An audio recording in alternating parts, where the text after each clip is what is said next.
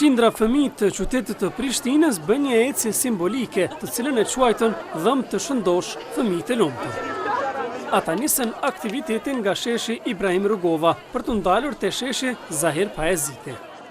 I pranishëm në këtë aktivitet ishte edhe kryetari i Prishtinës, Shpend Ahmeti, i cili e vlerësoi këtë aktivitet si shumë me rëndësi për vetëdijsimin e fëmijëve për mënyrën e mbajtjes së dhëmbëve të shëndosh. Ahmeti deklaroi se do të punohet që të futet në shkolla një lëndë zgjedhore për edukimin shëndetësor. Është aktiviteti Dhëm të shëndosh fëmijë të bukur, cila për qëllim ka vetëdijsimin e fëmijëve për pastërtinë e dhëmbëve në mënyrë që, siç e kemi thënë, është një prej problemeve më të mëdha në komunën e Prishtinës tek fëmijët, që kostën e rregullimit të dhëmbëve ta reduktojmë me preventive, jo gjithmonë vetëm me ndrejtje të dhëmbëve. Dërsa Gjeladin Ujkani, stomatolog, njëherësh edhe ideatori këtij projekti, tha se dëmtimi e dhëmbëve vjen nga mos kujdesi i prindërve për fëmijët, që këta të fundit të mësohen me pastrimin e dhëmbëve.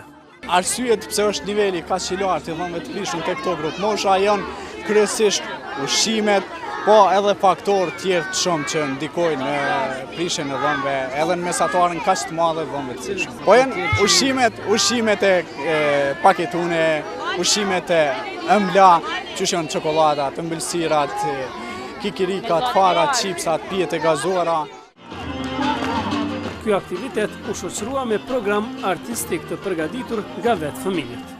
Dhëmbi është i bardhë të gjithë e dojmë, kur na dhëmë s'mund ta durojmë. Te dentisti shpejtojmë të shkojmë, sa më parë ta rregullojmë, që të ham karamele sa të dojmë. Dhëmbi kur dhem nuk mund të durohet, por ai mund të rregullohet. Edhe pse te dentisti e rregullojmë, prap duhet i pastrojmë.